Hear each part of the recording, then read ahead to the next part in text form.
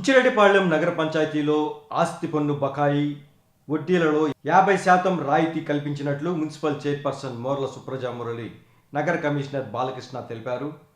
మంగళవారం నగర పంచాయతీ కార్యాలయంలో విలేకరుల సమావేశం నిర్వహించారు. ఈ సందర్భంగా వారు మాట్లాడుతూ నగర పంచాయతీలో ఉన్న ఇంటి పన్ను, ఖాళీ స్థలాలు, ఆస్తి పన్నుల బకాయిల వడ్డీలలో 50% రాయితీ కల్పిస్తూ ప్రభుత్వం ఉత్తర్వులు జారీ చేసినట్లు వారు తెలియజేశారు. అవకాశం ఉంది కాబట్టి నగర పంచాయతీలో ప్రజలు దీనిని సద్వినియోగం చేసుకుని ఈ నెలాఖరులోపు అనగా ఈ నెల 31వ తేదీలోపు చెల్లించి నగర పంచాయతీకి సహకరించాలని వారు కోరారు.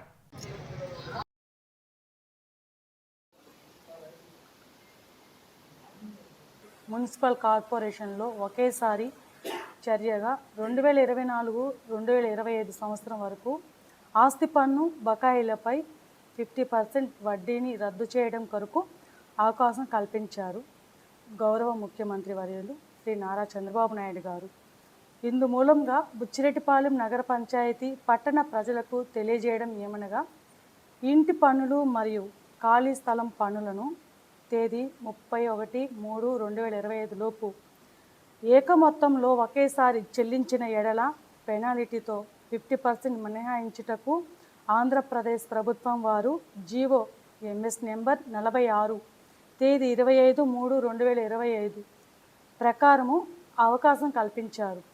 కావున బుచ్చిరెడ్డిపాళెం నగర పంచాయతీ ప్రజలు బకాయిలు ఉన్న ఇంటి పన్నులు మరియు ఖాళీ స్థలం పన్నులను ఒకేసారి ఏకమొత్తంగా బుచ్చిరెడ్డిపాళెం నగర పంచాయతీ అభివృద్ధికి సహకరించవలసిందిగా కోరడమైనది. 2024-2025 సంవత్సరమునకు ఇప్పటికే చెల్లించిన పెనాల్టీని భవిష్యత్ ఆస్తి పన్నుకు సర్దుబాటు చేయడం జరుగుతుంది.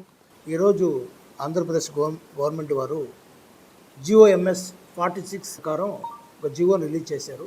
ఆ జివో సారాంశం ఏంటంటే, ఇంటి పన్నులపై వడ్డీ మీద 50% రాయితీని ప్రకటించారు. ఆ రాయితీ కూడా ఏక మొత్తంలో మార్చి 31 వరకు చెల్లించవలసిన ఇంటి పన్నుల మీద వడ్డీపై 50% రిబేట్ ప్రకటించారు.